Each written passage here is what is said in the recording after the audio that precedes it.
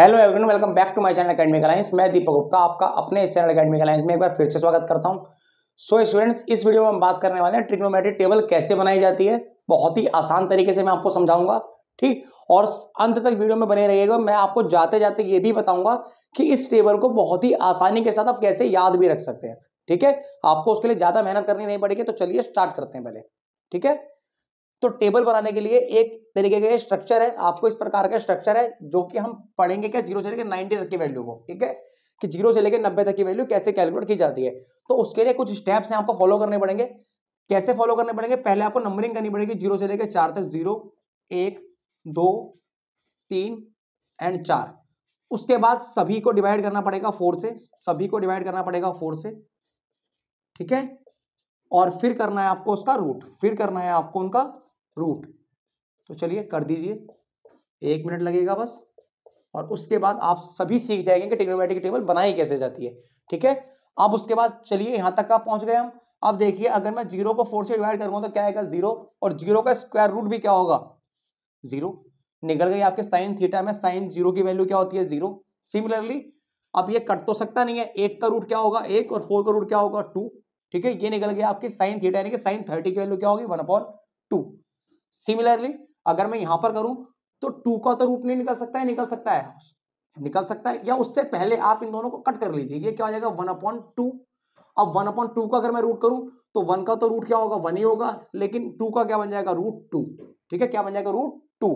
ये आपके निकल के साइन 45 की वैल्यू। सिमिलरली आगे आ जाइए, अब ये कट सकता है तो काट दीजिए, नहीं कटता है तो सॉल्व कर दीजिए। नहीं कट सकता तो √3 का क्या बन जाएगा √3, ठीक है। और 4 का रूट क्या बन जाएगा 2, ठीक है। यानी कि साइन 60 की वैल्यू कितनी आ गई आपके √3/2। क्लियरली 4 से ये 4 कट जाएगा, क्या बचेगा 1।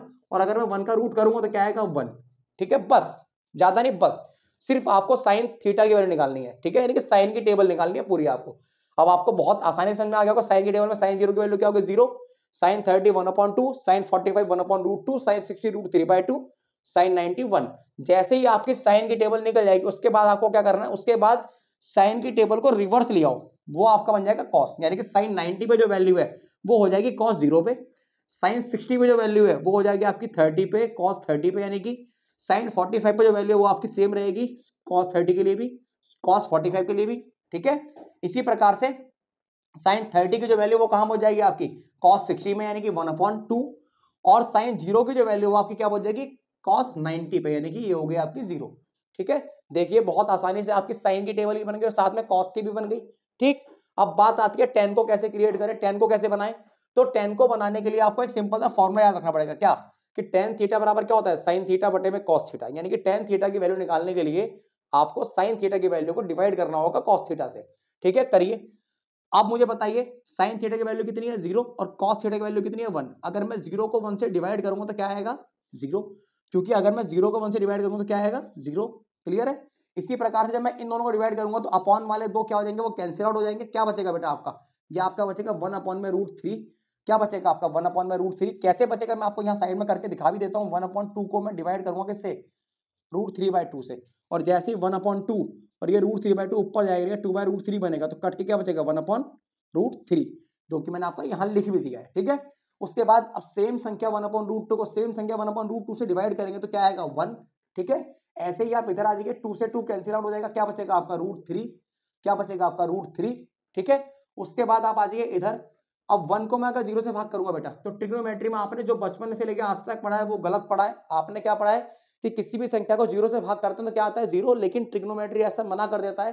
ट्रिग्नोमेट्री कहता है कि 0 का तो कोई टेबल होता ही नहीं है, तो आपने 0 से डिवाइड कैसे कर दिया, ठीक है। अगर हम किसी भी संख्या को ट्रिग्नोमेट्री के अंदर 0 से डिवाइड करेंगे तो 0 नहीं आएगा, वो क्या आएगा आपका, आप बोलते हैं इसे अनंत यानी कि इन्फिनिटी, जिसे आप लोग दूसरी भाषा में नॉन डिफाइंड बोल सकते हैं। नॉट डिफाइंड, क्या बोल सकते हैं आप, नॉट डिफाइन, यानी कि मैं इसको डिफाइन नहीं कर सकता, ठीक है।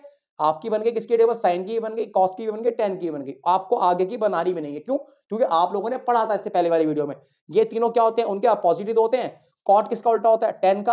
अगर टेन की वैल्यू 0 है तो अगर मैं इसको उल्टा करूंगा, यानी कि अगर मान लो कि 0 के अपॉन में 1 है और मैं उसको उल्टा करूंगा यानी कि 1 अपॉन में 0, और आपने अभी भी पढ़ा कि अगर मैं 1 को 0 से भाग करूंगा तो क्या आएगा इन्फिनिटी, यानी कि नॉट डिफाइंड, ठीक है। इसको करूंगा उल्टा तो क्या हो जाएगा √3/1, अपॉन में 1 हट जाएगा, 1 का उल्टा क्या होगा 1। इसके नीचे क्या मानेंगे √3/1, और उल्टा करूंगा तो क्या हो जाएगा 1/√3, 3, ठीक है। अब इन्फिनिटी कहां से आया था आपका 1/0 से, जब मैं इसको उल्टा करूंगा तो क्या हो जाएगा आपका 0/1, जिसका मतलब क्या हो जाएगा 0, ठीक है, जिसका मतलब क्या हो जाएगा आपका 0। या तो आप कॉट को ऐसे याद कर लीजिए, नहीं तो जैसे आपने कॉस को करा था, यानी कि सेम उसी प्रकार से आप कॉट को भी कर सकते हैं। कैसे? जो tan का 90 पे होगा वो कॉट का 0 पे होगा, जो tan का 60 पे होगा वो कॉट का 30 पे होगा, जो tan का 45 पे होगा वो कॉट का भी 45 पे ही होगा, जो tan का 30 पे होगा वो कॉट में क्या होगा 60 पे, और जो tan में 0 पे होगा तो वो कॉट में किस पे होगा 90 पे, ठीक है, क्लियर है।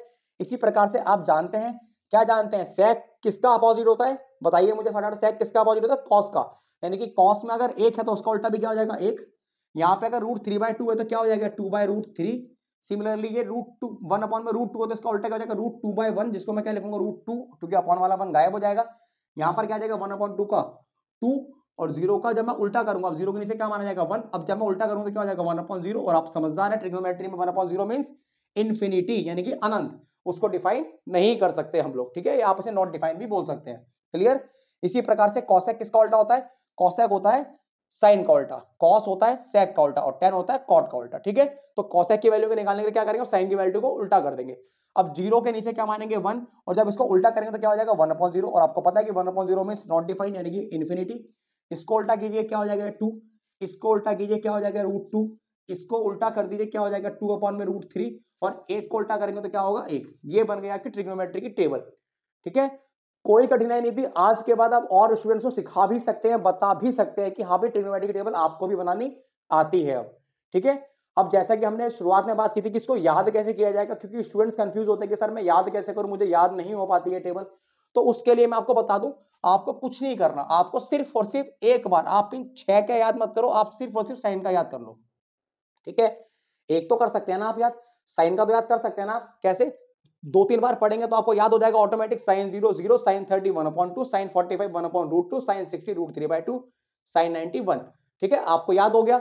अब आप क्या करेंगे, जैसे ही आपको साइन की वैल्यू याद होगी तो आपको माइंड को अपने रिमेंबर रखना, याद रखना चीजों को, क्या कि जो sin 90 होता है वो क्या होता है cos 0, जो sin 60 होता है वो क्या होता है cos 30, जो sin 45 होता है वो क्या होता है cos 45, और जो sin क्या साइन 30 होता है वो कॉस पे क्या होता है 60 पे, और जो साइन 0 पे होता है वो कॉस पे क्या होता है 90 पे।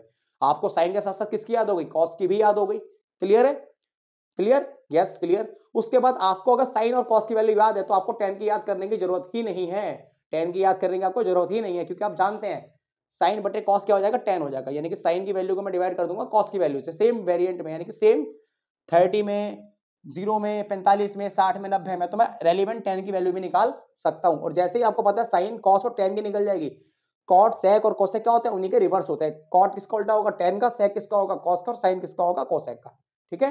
होप आप लोगों को बहुत अच्छे से ये टेबल समझ में आ गई होगी, बहुत अच्छे से आप लोगों के माइंड में फिट बैठ गई होगी आपको एक बार ये, ठीक, क्लियर है। अब आप दूसरे स्टूडेंट्स को भी बता सकते हैं और साथ में आपको ये याद भी हो गई होगी, ठीक है। मिलते हैं आपसे नेक्स्ट वीडियो में कुछ और ट्रिग्नोमेट्री के क्वेश्चंस के साथ, तब तक के लिए take care and bye bye.